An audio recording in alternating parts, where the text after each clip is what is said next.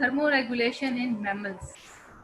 ठीक है, इससे पहले हमने thermoregulation in the plants पढ़ा था। ठीक है, उसमें कैसे plants they use different adaptations to survive in low temperature and in high temperature. कुछ हमने इनके प्रॉब्लम और देन उनकी एडेप्टेशन देखी थी। फिर उसके बाद हमने मैकेनिज्म इन एनिमल देखा कि एनिमल्स में क्या प्रोसीजर है, उनकी टेम्परेचर क्लासिफिकेशन देखी।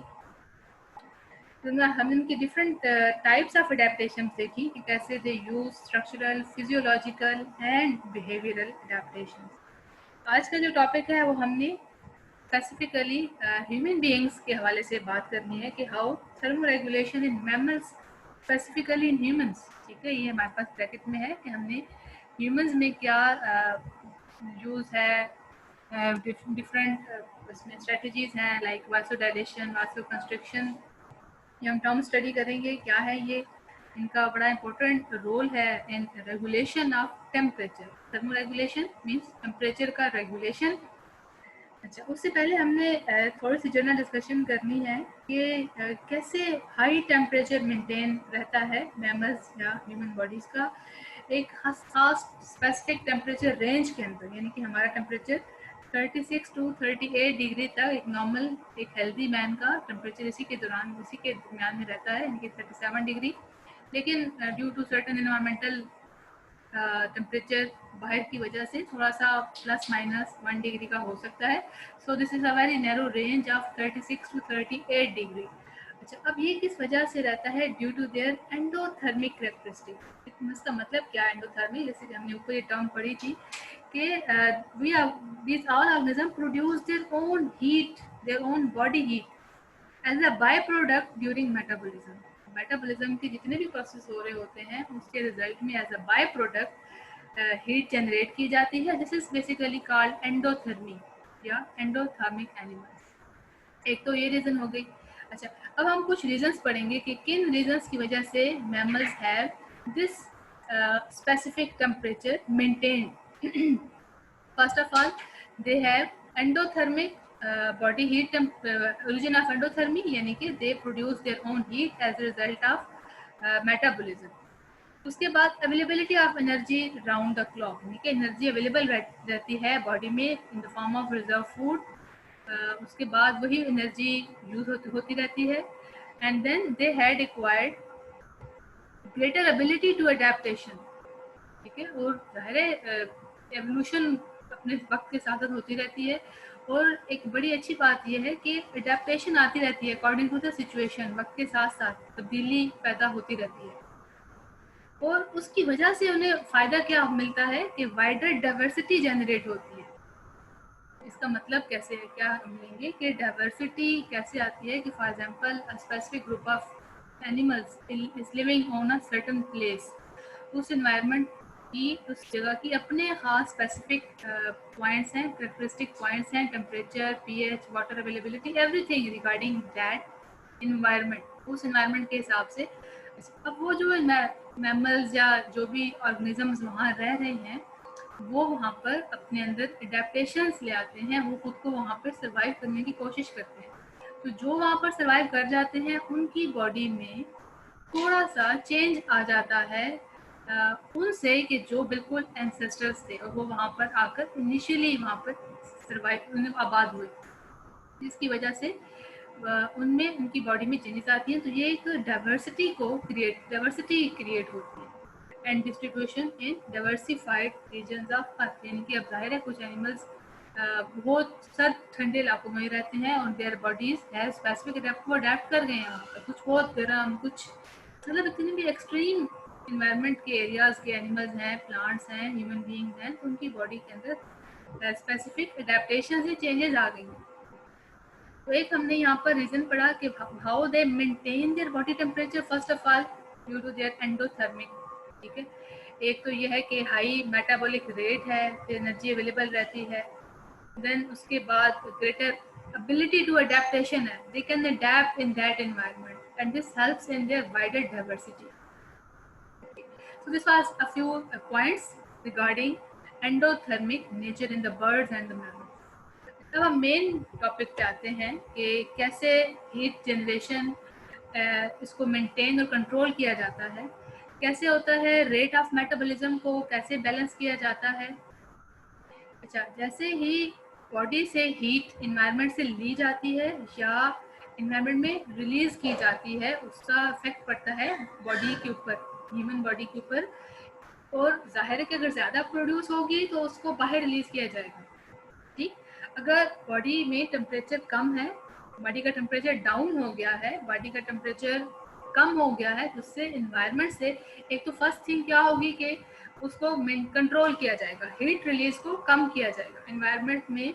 जैसे कि हमें सर्दी लगती है तो हमारी यही कोशिश होती है कि हमारी बॉडी को कम से कम एक्सपोज हो इन्वायरमेंट से, यानी कि बॉडी का टेम्परेचर बाहर इन्वायरमेंट में रिलीज ना हो।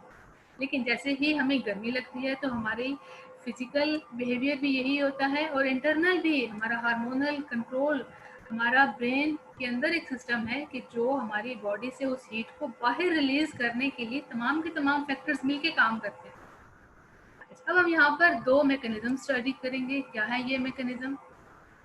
First is shivering thermogenesis and second is non shivering thermogenesis. जैसे कि नेम इंडिकेट है, शिवरिंग कांपना कहते हैं, जैसे कपकपी सी लग जाती है।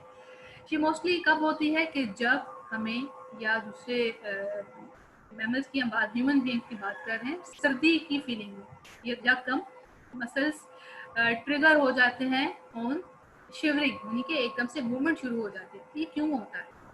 This is for to increase the rate of heat production, ताकि बॉडी में हीट प्रोडक्शन को ज़्यादा किया जाए। कपकपी जारी होना, यानी कि the rate of heat production is increased by increased muscle contraction by the movement, कि मसल्स बार बार कॉन्ट्रैक्ट रिलैक्स एकदम एक खास स्पीड से जल्दी जल्दी करना शुरू हो जाते हैं। इसके रिजल्ट में क्या होता है, मसल की मूवमेंट से एटीपी जनरेट होते हैं, एनर्जी जनरेट होती है, हीट जनरेट होती है, बॉडी का टेम्परेचर राइज किया जाता है। ठीक है, ये तो हो गया एक मैकेनिज्म कि कैसे शिवरिंग, यानी कि मसल की मूवमेंट की वजह से शिवरिंग जब भी आए, शिवरिंग थर्मोजेनेसिस हीट का जनरेट करना। ठीक है, यानी कि हीट का पैदा होना कैसे कि शिवरिंग यानी कि muscle movement, muscle contraction, thermogenesis, heat production. ठीक, उसके बाद है जी नॉन शिवरिंग थर्मोजेनेसिस, यानी कि थर्मोजेनेसिस जो है यानी कि हीट को प्रोड्यूस करना है, but with some other mechanism in which shivering is not involved. Without shivering heat का प्रोड्यूस होना। अच्छा, अब विदाउट शिवरिंग कौन सा मैकेनिज्म है? उसमें आगे हम इसी टॉपिक को डिटेल में पढ़ने जा रहे हैं। Thermo dilation and thermo construction, इसमें कि हमारा थायराइड हार्मोन का रोल है। ये हमारा ब्रेन से जुड़ा हुआ है, यानी कि ब्रेन से एक हमारा टेम्परेचर कंट्रोल सिस्टम है। वो हमारे थायराइड, हमारे नेक के रीजन में एक ग्लैंड है। इस ग्लैंड की एक्टिविटी है, यानी कि ये वाला हार्मोन बॉडी के टेम्परेचर को अप एंड डाउन करने में अपना काम परफॉर्म करता है। पहला हमने पढ़ा हीट प्रोडक्शन के लिए शिवरिंग, मीन की body due to muscle contraction and movement. And other point is non shivering thermogenesis, जिसमें कि बॉडी की विदाउट मसल कॉन्ट्रैक्शन, इसमें ग्लैंड्स का रोल है, थायराइड ग्लैंड यानी कि थायराइड हार्मोन्स का रोल है। अच्छा, फिर उसके बाद एक थर्ड पॉइंट हम यहाँ पर देखने जा रहे हैं कि ये तो अभी हम बात कर रहे हैं हीट प्रोडक्शन की, और कुछ mammals they possess brown fat. This is हम थर्ड पॉइंट, आप इसको पॉइंट्स की फॉर्म में कर लेंगे तो ज़्यादा इजी हो जाएगा। इस फैट का क्या रोल है? Which is specialized for rapid heat production. ठीक, यानी कि बॉडी के स्किन के नीचे एक खास लेयर होती है फैट्स की, विच इज ब्राउन फैट। इसका काम क्या है? This is specialized for rapid heat production. अच्छा, अब ये तो हमने बात की कि जब टेम्परेचर डाउन है और टेम्परेचर को हाई करना है, टेम्परेचर रेट बॉडी का हीट प्रोडक्शन का इंक्रीज किया जाना है। फर्स्ट पॉइंट हमने पढ़ा शिवरिंग, देन नॉन शिवरिंग में हमने हार्मोन का रोल देखा, थायराइड हार्मोन। ये हम डिटेल में पढ़ेंगे नेक्स्ट टॉपिक में कि कैसे थायराइड हार्मोन का रोल है। ठीक है, तो कैसे थायराइड बॉडी की हीट प्रोडक्शन को इंक्रीज कर रहा है। फिर उसके बाद है हमने देखा कि सम मैमल्स है ब्राउन फैट। अब अगला जो है next, that is over production of heat. अब बॉडी में हीट ज़्यादा हो गई, उसको कम कैसे करना है? इट इज़ डेसिपेटेड, यानी कि उसको बॉडी से बाहर रिलीज किया जाता है, बाहर ज़ाया किया जाता है through expose surface by increasing blood flow. और द एवापोरेटिव कूलिंग, अब बॉडी का टेम्परेचर हाई है तो एक तो पहले ये किया जाता है कि ब्लड फ्लो को इंक्रीज कर दिया जाता है toward the all over surface area, मतलब पूरी बॉडी की तरफ ब्लड फ्लो को इंक्रीज किया जाता है। And this blood flow helps in releasing high body temperature, body का टेम्परेचर कम हो जाता है। और उसके बाद एवापोरेशन यानी कि बॉडी से हीट का रिलीज होना फ्रॉम द स्किन, जैसे कि स्वेटिंग होती है, ठीक। तो इस वजह से हम कहते हैं कि skin has been adapted as a organ of thermoregulation. हमने यहाँ पर दो मेन पॉइंट्स पढ़े, एक पढ़ा कि कैसे अगर बॉडी का टेम्परेचर डाउन है उसको हाई करना है। This is done with the help of three types of, हमने अडेप्टेशन देखी। फर्स्ट शिवरिंग थर्मोजेनेसिस, इसमें कि मसल कॉन्ट्रैक्शन और movement involve. Number 2 is thyroid hormone यानी कि नॉन शिवरिंग थर्मोजेनेसिस। डिफरेंशिएट आ जाता है, differentiate between shivering and non shivering thermogenesis. ये क्वेश्चन आ जाता है व्हाट इज ब्राउन फैट, तो this fat is used for rapid heat production. Okay, the next question was how mammals have different adaptations to survive in low temperature, sorry high temperature. तो high temperature में क्या किया जाता है, body blood flow increase कर दिया जाता है towards all over the surface area of body, so it helps in evaporative cooling. अच्छा, ये एक डायग्राम है, आज हम इसको थोड़ा सा ब्रीफ समझने की कोशिश करते हैं। अब यहाँ पर आ जाएं, यही वाली बात जो हमने थोड़ी सी डिस्कस की कि कैसे हाई टेम्परेचर और लो टेम्परेचर पे बॉडी की फंक्शनिंग मेंटेन की जाती है। ओके, बिगिन हियर, यहाँ से आपने टॉपिक को समझना शुरू करना है, यानी कि इंक्रीज टेम्परेचर। ये सारी डायग्राम उसी के ही वाले से है जो हमने पढ़ा पीछे, जैसे कि बॉडी का टेम्परेचर इंक्रीज हो गया एक्सरसाइज की वजह से, या बाहर अगर मौसम समर सीजन है, हॉट वेदर है, तो here it is normal body temperature which is 36 to 37, और इसकी हाई टेम्परेचर की वजह से इम्बैलेंस हो गया, ठीक। इम्बैलेंस में मैंने आपसे कहा कि हमारे ब्रेन में एक टेम्परेचर कंट्रोल सिस्टम थर्मोस्टैट जैसे कि नॉर्मल हमारा ये जो फिजिकल सिस्टम होता है रेफ्रिजरेटर्स वगैरह का, इसमें भी थर्मोस्टैट होता है, गीजर्स वगैरह में भी होते हैं। अच्छा, हमारे बॉडी का थर्मोस्टेट कहाँ पे है, यानी कि हाइपोथैलेमस, ये हमारे ब्रेन का पार्ट है, ठीक है। ये हमारी तमाम एक्टिविटीज़ को कंट्रोल करता है बॉडी टेम्परेचर की। अब क्या होता है कि हाई टेम्परेचर हो गया ड्यू टू एक्सरसाइज, इस जो हमारा ब्रेन है, ब्रेन में हाइपोथैलेमस है, इसने क्या करना है, कूलिंग सिस्टम को एक्टिवेट कर देंगे। कूलिंग सिस्टम कहाँ कहाँ एक्टिवेट होंगे, नंबर 1, पहला तो हमने पढ़ा कि ब्लड को पूरी बॉडी की तरफ भेज दिया जाता है, एक्सपोज किया जाता है टूवर्ड ऑल ब्लड सेल्स, ठीक है। Skin blood vessels dilate, dilate का मतलब हो जाता है थोड़ा सा ओपन हो जाना, खुल जाना, और ब्लड फ्लो को इंक्रीज किया जाता है, ठीक। Capillaries fill with the warm blood, heat radiates from the skin surface, हमारे स्किन से पूरी बॉडी की स्किन से जो हमारी कैपिलरीज हैं उनकी तरफ ब्लड फ्लो इंक्रीज कर दिया जाता है। कैपिलरीज जो कि स्मॉल ब्लड वेसल्स हैं, ब्लड फ्लो ज़्यादा हो जाता है ताकि हीट को जल्दी जल्दी स्किन से रिलीज किया जाए। एक तो हो गया blood vessels dilate, blood vessels open हो गई, और क्या हुआ कि ब्लड फ्लो इंक्रीज हो गया और रिमूविंग या dissipation of the heat from the body. Okay, next point is sweat glands, यानी कि एवापोरेटिव कूलिंग हमने पढ़ा था।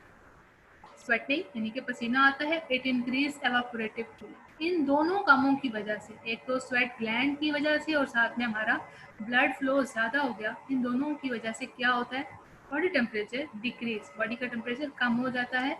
फिर क्या होता है कि जैसे ही नॉर्मल रेंज में टेम्परेचर आता है तो थर्मोस्टैट है जो हमने पीछे पढ़ा था हमारे ब्रेन में, जो टेम्परेचर कंट्रोलिंग एजेंट है, तो क्या करता है, this shuts of cooling mechanism. अब ये ठंडक प्रोड्यूस करने वाले इन प्रोसेसेस को रोक देता है, स्टॉप, मतलब there is no more cooling. ये सारा कूलिंग मैकेनिज्म है ना, कूल किया जा रहा है बॉडी को। एक फर्स्ट हमने पढ़ा कि how blood vessels dilate, dilate मतलब है ना खुला हो जाना, खुले होने से ब्लड फ्लो ज़्यादा हो जाएगा, जैसे ब्लड फ्लो ज़्यादा होगा उतनी ही जल्दी या आसानी से बॉडी से हीट को रिड्यूस किया जाता है। फिर स्वेट ग्लैंड्स हैं हमारे स्किन में, ये हेल्प करता है इन एवापोरेटिव कूलिंग, ठीक। ओके, सो देन ये तो था कि जब बॉडी टेम्परेचर हाई हो गया। अब जो दूसरा प्रॉब्लम है, जो सिचुएशन है, उसमें बॉडी टेम्परेचर कूल हो गया, देन हाइपोथैलेमिक सेट पॉइंट, हमारा एक सेट पॉइंट भी है ना हाइपोथैलेमस में, यानी कि हमारा जो 37 डिग्री है दिस इज सेट पॉइंट। अगर उससे बॉडी टेम्परेचर कूल हो गया, यानी कि जैसे बाहर विंटर सीजन में बाहर ठंड होती है, तो उस ठंड की वजह से हमारे बॉडी टेम्परेचर कूल डाउन हो जाता है। लेकिन हाइपोथैलेमस में तो एक सेट पॉइंट है, तो उसने बॉडी के टेम्परेचर को मेंटेन रखना ही है। अब वो कैसे मेंटेन करे, ठीक। अब अगर बॉडी टेम्परेचर बाहर बॉडी का टेम्परेचर कूल डाउन हो गया उस सेट पॉइंट से, तो क्या हुआ कि थर्मोस्टेट वही वाला हमारे ब्रेन में जो हाइपोथैलेमस है ये एक्टिवेट करेगा वार्मिंग मैकेनिज्म को, कि अब जितनी भी चीज़ें हैं एक्टिवेट हो जाएं for increasing the heat production, ताकि हीट प्रोडक्शन के प्रोसेसेस को स्टार्ट किया जाए। अब पहला कौन सा हीट प्रोडक्शन का प्रोसेस है, विच इज हमने पढ़ा था शिवरिंग थर्मोजेनेसिस, यानी कि skeletal muscles activate shivering. Skeletal muscles में शिवरिंग कब जारी हो जाती है, this generates more heat. Shivering thermogenesis heat production.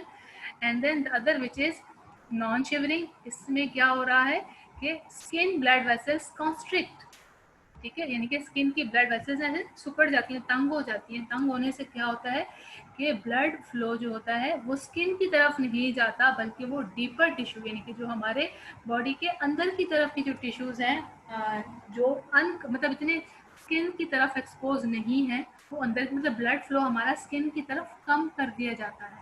Blood vessels constrict, तंग हो जाती हैं, बंद बंद तो खैर नहीं, लेकिन एक तरह से ब्लड फ्लो को कम करने के लिए दिस इज अ मैकेनिज्म। ये देखिए दोनों टोटल उल्ट उल्ट प्रोसीजर है। उसमें क्या हो रहा था, ब्लड फ्लो ज्यादा हो रहा था, इसमें ब्लड फ्लो कम हो रहा है, स्किन की तरफ ब्लड फ्लो कम हो रहा है। यहाँ पर साथ में हीट, यानी कि यहाँ से हीट को वेस्ट होने से रोका जा रहा है, बचाया जा रहा है, और यहाँ पर हीट प्रोडक्शन ज्यादा की जा रही है। यहाँ हीट को वेस्ट होने से रोका जा रहा है, यहाँ हीट को ज्यादा किया जा रहा है। तो इन दोनों के रिजल्ट में क्या होता है, बॉडी टेम्परेचर इंक्रीज कर रहा है, यानी कि बॉडी टेम्परेचर जो हमारा थर्मोस्टेट का सेट पॉइंट है विच इज 37 डिग्री, उसी के करीब चला जाता है। जब उसके करीब पहुंच जाता है देन क्या होता है, थर्मोस्टेट शट्स ऑफ, यानी कि उसको रोक देता है वार्मिंग, मतलब फर्दर मोर वार्मिंग को रोक दिया जाता है। इसके बाद ज्यादा वार्मिंग नहीं की।